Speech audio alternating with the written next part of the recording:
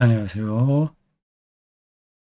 창세기 공부 읽기 이어가겠습니다. 오늘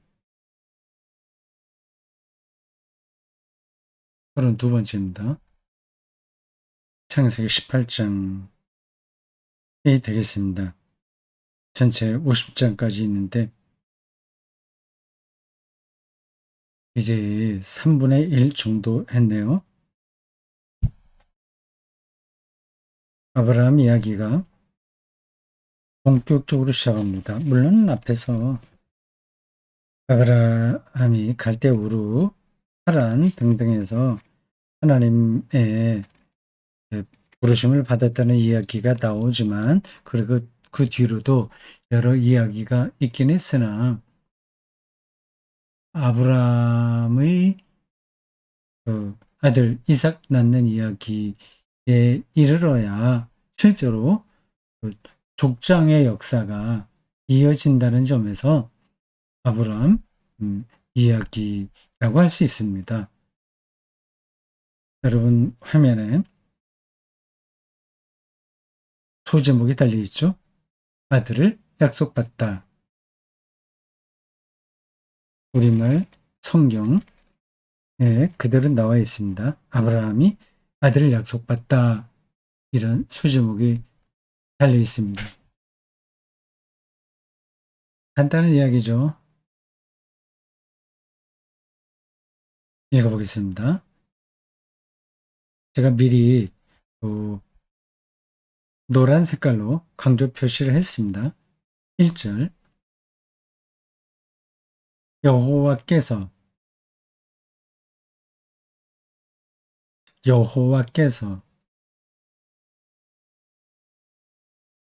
이런 말을 들으면 어떤 생각이 나십니까? 여호와가 눈에 보이는 건 아니잖아요.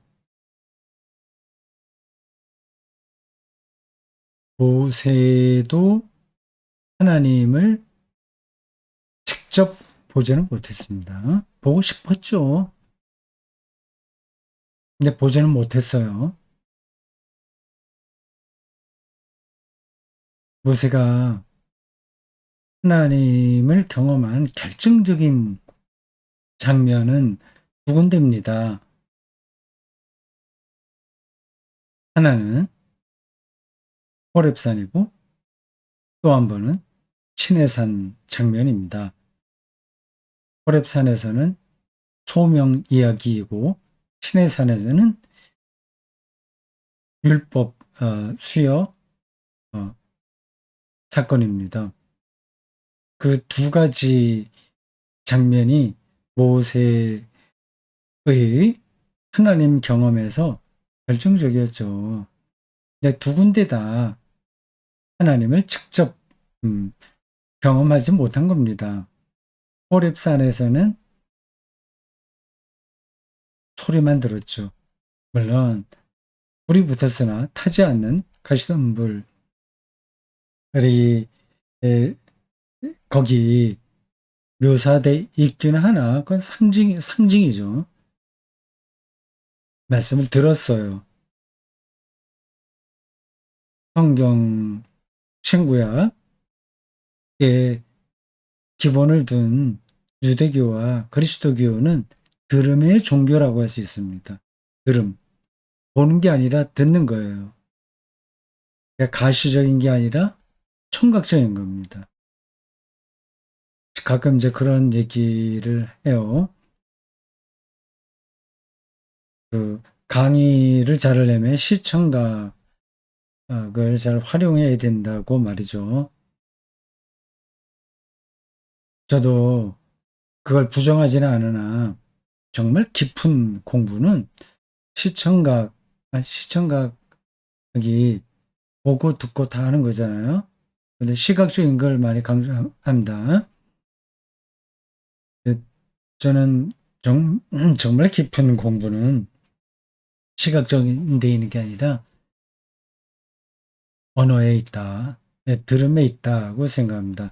물론 그게 언어도 지금 제가 여러분들에게 이 화면으로 그 성경 문자를 기록했잖아요. 이것도 어떻게 보면 시청각이라고 할 수는 있으나 본질적으로는 시각적인 건 중요하지 않습니다. 말이 옆으로 나가서요.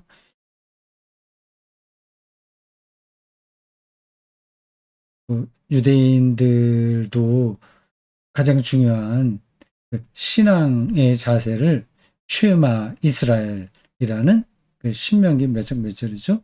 거기서 찾았습니다. 들으라로부터 시작하는 거거든요. 쉐마.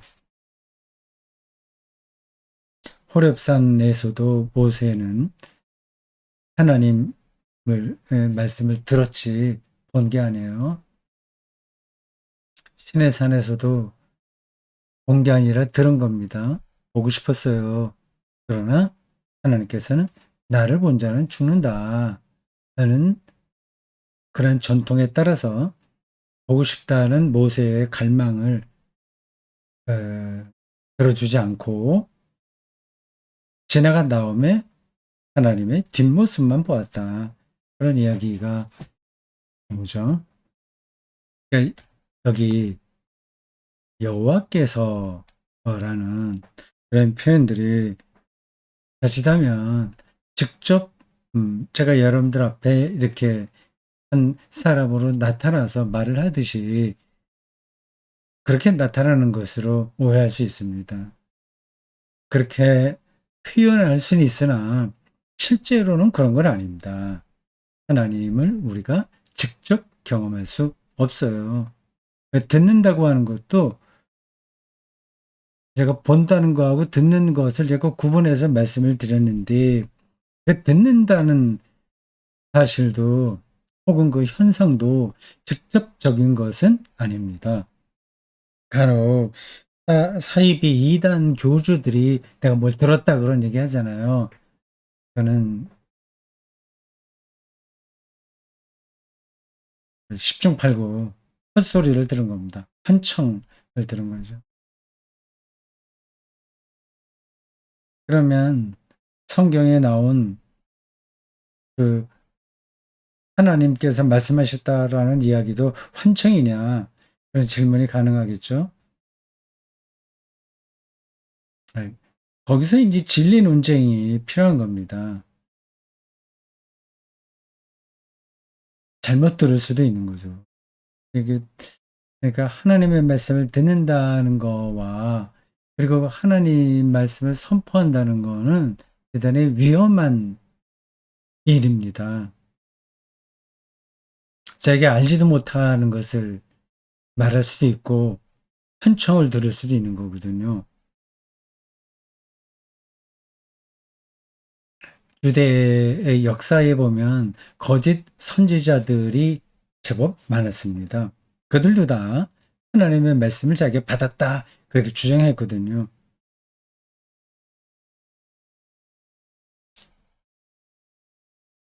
자, 여호와께서 마무레의 상수리 나무.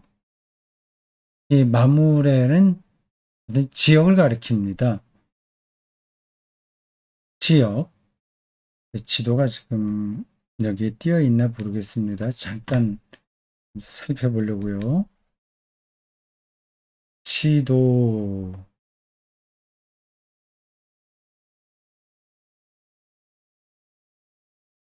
나왔네요.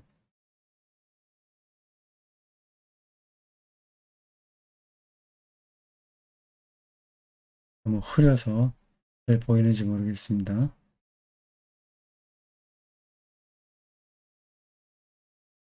그렇지 않아도 오늘 그 뒷부분에 가면 나오는 지명이 여기에도 실려 있습니다. 맨 아랫부분 보십시오. 사해의 맨 아래 단요. 소돔과 고모라 지역 나오죠. 소돔과 고모라. 거기서 그 10시 방향으로 조금 올라가면 헤브론이라고 있습니다. 헤브론. 그 사해의 왼쪽에 있는 거죠. 헤브론. 지금 아브라함이 여기에 삽니다. 헤브론. 거기서 헤브론에서 또 7시 방향 정도 가면, 방향으로 가면 부엘세바가 있잖아요. 여기도 좀 산 적이 있고요. 근데 지금 장면은 헤브론입니다. 그 헤브론의 한 지역을 마므레라고 부릅니다. 그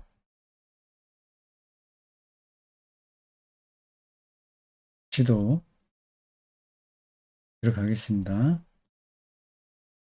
내려오고,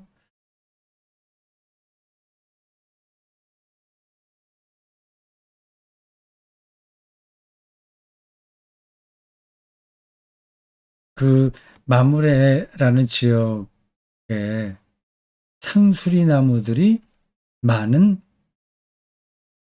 곳이라고 하네요. 여기 마물의 상수리 나무, 요게 여기도 나오고 이제 앞대목이도 나오는데 거기 같이 따라 붙더라고요. 마무레하고 상수리 나무요. 예, 그 당시 이름이 그렇게 좀 유명한 곳이었던 것 같습니다. 상수리 나무.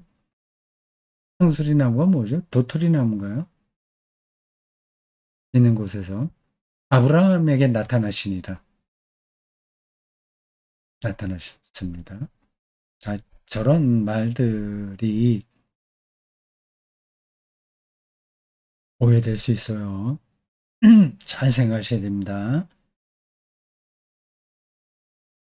날이 뜨거울 때 그가 장막문에 앉아 있다가 당연히 그쪽 지역은 늘 뜨겁죠. 장막문에 앉아 있다가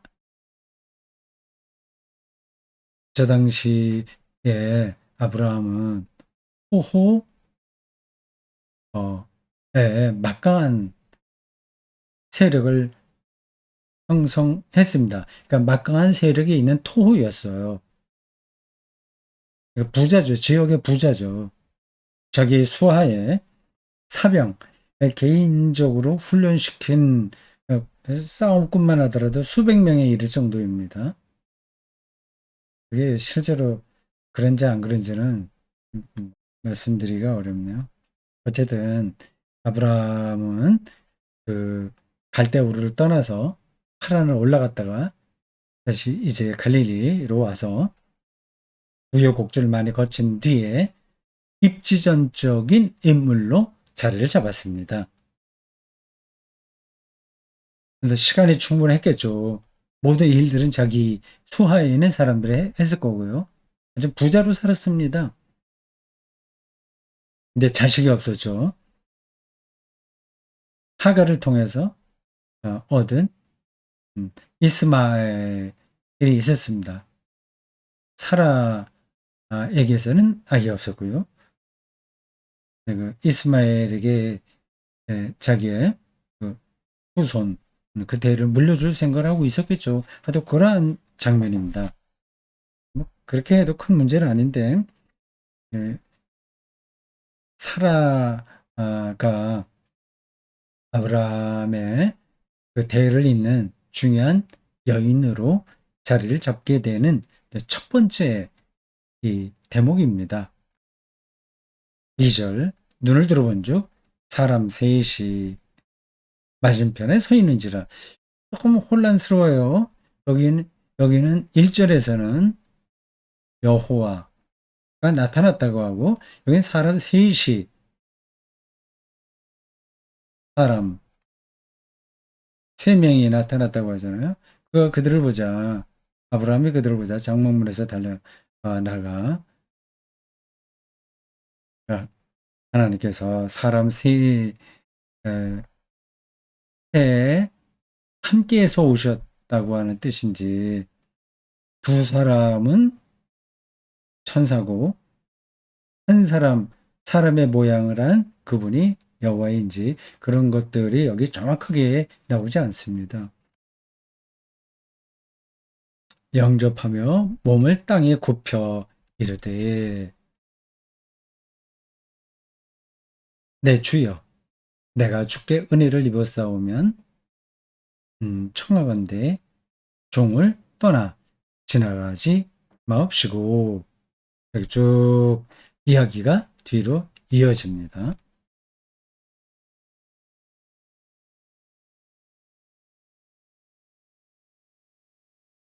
이미 이 3절에서 그 아브라함 집 앞을 지나가는 그 세 사람들이 특별한 존재라는 게 암시되죠. 주께 은혜를 입어서 하면 거의 하나님을 향한 표현으로 보여요. 아브라함이 그 세 사람을 천사로 이미 알아본 걸까요? 하여튼 이 전체의 흐름에서 그러한 정확한 그 내용을 찾기는 좀 까다로워요. 그래서 서로 섞여 있습니다. 뭐 이런 문제들을 명확하게 신문 기자가 어떤 사실을 보도하듯이 말할 수는 없는 거죠. 특별한 경험이었으니까요. 아브라함에게 있었던 그 자기 아내인 사라에게 1년 후 아들이 생기리라는 그런 경험, 그러한 이야기이잖아요. 그게 이제 어, 여러 방식으로 설명되고 있습니다. 명확한 거는 제가 알 수는 없습니다. 물을 조금 가져오게 하사 당신들의 발을 씻으시고 나무 아래서 쉬소서. 이건 그 당시 나그네를 대접하는 당연한 풍습 관습이죠. 먼 길을 왔으니까 발을 씻고 나무 아래서 쉬고 출출하니까 뭐 먹고 쉬었다 가라. 참 어, 즐겁겠죠. 그런 시간들이면 내가 떡을 조금 가져오리니 당신들의 마음을 상쾌하게 하신 후에 지나가셔서 당신들이 종에게 오셨음이니다. 자기를 종으로 낮춰요. 그리고 상대방은 주로 높였어요. 그들이 이르되 네 말대로 그리하라. 우리말 성경은 높임말과 낮춤말이 딱 떨어지잖아요. 근데 조금 이상하긴 하죠. 나그네들이 손님들이 그 지나가는데 그 주인이 와서 쉬었다가 좀 가십시오 이렇게 하는데 그래 네 말대로 하자 이렇게 말하는 게 좀 이상하지 않습니까? 2절에 보면 사람 셋이 맞은편에 서 있다고 하잖아요. 그건 누가 보더라도 그건 나그네입니다. 근데 아마 이 맥락을 이미 알고 있는 사람들이라고 한다면 그 세 사람이 천사, 최소한도 천사, 아, 혹은 그 사람의 형상을 입은 여호와 하나님 그런 거라고 알았을 테니까 저런 말들이 이상하게 들리진 않겠죠. 그러니까 그렇게 중요한 거 아닙니다. 6절 그 다음에 이제 그대로 진행이 됩니다. 네, 사라에게 가서 떡을 만들라고 하고요. 네, 빵을 만드는 거죠. 떡과 빵, 왜 이거를 이제 맞도록 해야 되는데 왜 떡이라고 이렇게 번역을 하는지 참 이해가 좀 안 돼요. 떡을 만들라. 그 복음서에 나오는 예수님의 유월절 만찬 거기에도 어떻게 나오나요? 빵 거기에도 미안합니다. 한번 찾아보겠습니다. 거기에도 빵이 아니라 떡으로 나오나요? 그러겠죠. 당연히. 보겠습니다. 음, 유월절 만찬입니다. 마태복음에서 볼까요? 26장에 보면 이렇게 되어 있습니다.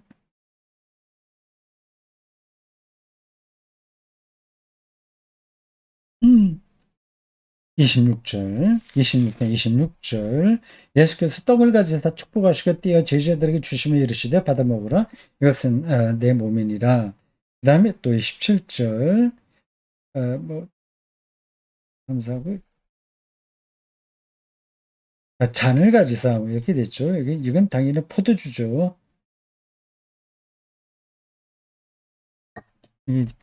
그들은 이제 빵을 먹으니까 빵이라고 번역하시면 맞는데, 떡이라고 자꾸만 해요. 떡이라고 한다면 포도주도 포도주라고 하지 말고, 뭐, 막걸리라고 하든지 해야 될 텐데, 이 번역이 이렇게 전반적으로 우리말 성경 번역에 세련되지가 못했습니다. 깔끔하게 다듬어지지가 않았어요. 언젠가는 이거를 손을 봐야 될 겁니다. 떡과 이제 송아지 뜻도 적었습니다. 8절 아브라함이 엉긴 젖과 우유와 엉긴 젖은 엉긴 젖 엉긴 젖이라 이거 좀 발효가 됐다는 얘기겠죠. 알코올이 들어가 있는 것 같아요. 엉긴 젖과 우유와 송아지를 가져다가 그들이 먹고 나무 아래 오셨으며 그들이 먹으니라. 거기까지 일단락 됩니다. 이제 9절부터 두 번째 단락입니다. 이거 올라가야 되는데 9절부터 다음 단락이 이어집니다. 사라와의 대화죠. 1절부터 7절, 8절까지는 나그네와 아브라함 혹은 천사와 아브라함 혹은 여호와와 아브라함의 대화라고 한다면 9절부터 15절까지는 사라와의 대화입니다. 그들이 아브라함에게 이르되 네 안에 사라가 어디 있느냐 대답하되 장막에 있나이다. 그가 이르되 여기 9절에서는 그들이라고 했다가 10절에서는 그가 이르되 또 이야기해요.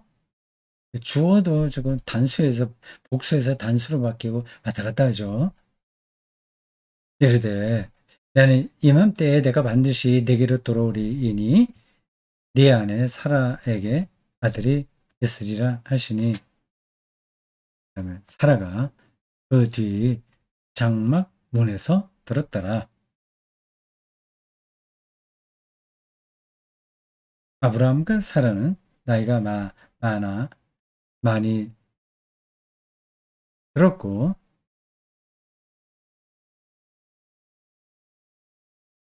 이 만 아들을 꾸가 왜 이렇게 되어 있을까요? 잠깐만요. 11절입니다. 11절. 아브라함과 사라는 나이가 많아. 아, 그러네. 참 미리 뭐 읽어보긴 했는데 또 그냥 그때는 뭐 이상한 게 없이 지나가는데 이렇게 화면으로 또 보니까 조금 이상하게 들렸어요. 아브라함과 사라는 나이가 나는 이렇게 보다가 나이가 많아 늙었고 나이가 많이 늙었고 이게 더 자연스럽지 않나 하는 순간적인 느낌이 있어서 성경을 확인해 보니까 만화가 그대로 돼 있어요. 이게 말이라고 하는 게그 토시 아니면 뭐 좀 하나 때문에 느낌이 좀 달라요. 아브람과 사라는 나이가 많아. 그래서 쉬어야죠. 좀 찍어야지. 많아 늙었고 나이가 많이 늙었고 사라에게는 여성의 생리가 끊어졌는지라. 음, 생리가 끊어졌다. 달고리가 끊어졌다. 이거 지금 아브라함이 99살이잖아요. 그냥 성경에 나온 그 숫자대로 따라가면 그렇습니다. 사라가 몇 살 차이죠? 알았다가 또 잊어버렸네. 8살 차이인가? 하여튼 90살 내외가 돼요. 그러니까 당연히 저건 뭐 말할 필요도 없는데 생리가 끊어졌다고 얘기 안 해요. 네, 요즘도 생리라고 그걸 표현하나요? 직접적인 표현이네요. 네, 저건 이제 한자인데 우리 말로는 달거리라고도 하고요. 그래서 나이가 많았습니다. 사라가 속으로 웃고 이르되 내가 노쇠하였고 내 주인도 늙었으니 내가 무슨 즐거움이 있으리요. 그래서 즐거움이라는 건 아기를 낳는 걸 얘기합니다. 늙어서 즐거움이 없다는 뜻이 아니라 아기를 낳는 건 불가능하다는 뜻입니다. 여기 반복해서 늙는다는 말이 나오잖아요.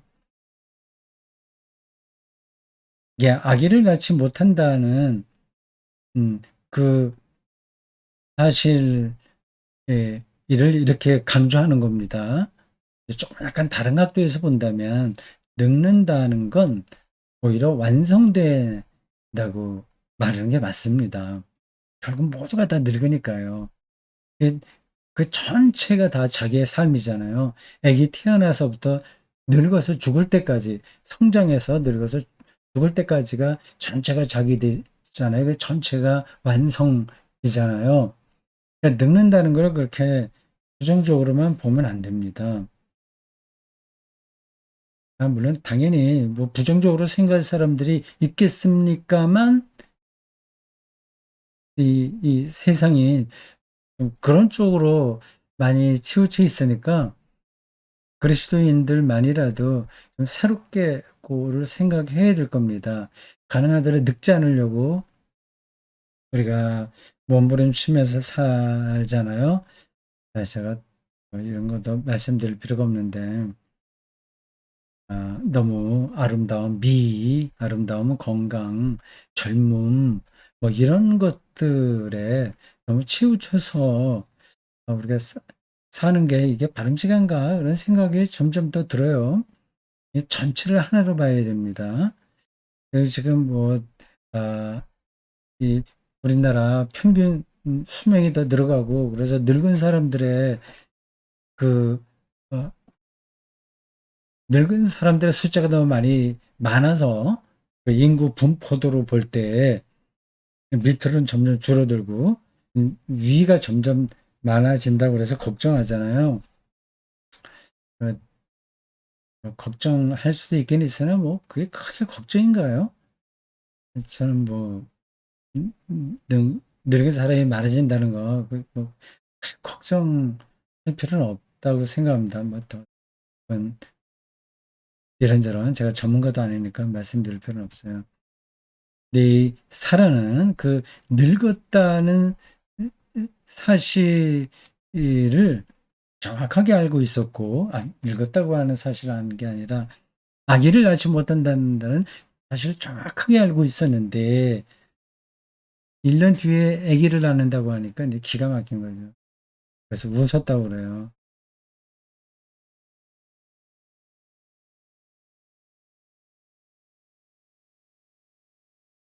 속으로 웃고 이렇게 되잖아요. 이 사라라는 이름이 그런 뜻이라고 합니다.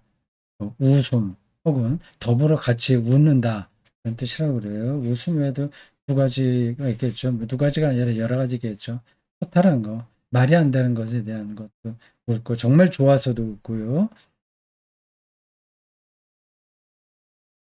다시 이제 여기 아브라함께서 말씀하십니다. 9절에서는 그들이라고 했다가 10절에서는 그가라고 했다가 이제 13절에서는 여호와께서라고 해요. 주어가 다 바뀌죠. 그러니까 이게 이 문장들이 각각 다 다른 전승에 있었던 거로 보여요. 아닌가? 모르겠습니다. 제가 아, 성서 학자가 아니라서 정확하게 저걸 말씀드릴 수는 없어요. 아브라함에게 이르되 사라가 왜 웃으며 이르기를 내가 늙었거늘 어떻게 아들을 낳으리요 하느냐. 그건 뭐 우리의 그 세계의 원리인 거죠. 여기 14절이 중요합니다. 여호와께 능치 못한 일이 있겠느냐. 저런 구절은 다른 데서도 많이 나오죠. 제가 또 오해할 수도 있습니다. 안 되는 것도 무조건 되게 하라라든지 그냥 억지를 부려서 뭐 하나님 모든 걸 다 할 수 있어 이렇게 고집 피우는 걸로 저 문구를 이해하면 곤란하죠. 이 세계와 그 미래가 우리의 실증적인 사고방식을 초월한다는 뜻입니다. 물리학이 현재 도달한 물리학 가장 이 세계를 객관적으로 정확하게 분석하고 어, 분석하고 어떤 결과를 내는 학문이 물리학이잖아요. 물리학이 현재 얻은 가장 마지막 대답은 이 세상이 불확정적이라는 겁니다. 이미 100년 전부터 그런 얘기가 나왔고요. 거의 달라지지 않았습니다. 확정되지 않는 거예요. 네. 그러니까 이 엑스펜, 요거 이제 제가 어디다 놓고 쓰면 이제 거기 나타나잖아요. 엑스펜이 확률로만 여기 있는 겁니다.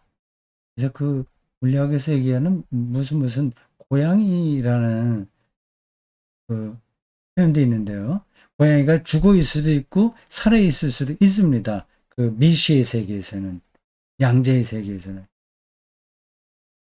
왜 이제 우리의 이 거시 세계에서는 잘 경험이 안 되는데 궁극적으로는 확률로만 어떤 것이 거기에 있을 수 있다 이렇게 얘기하는 거예요. 그 물리학이 얻은 현재까지의 대답이 바로 여호와께서 능치 못한 일이 없다는 이 경구와 나 있다 그렇게 생각하시면 됩니다. 네, 여기까지 하겠습니다. 수고하셨어요.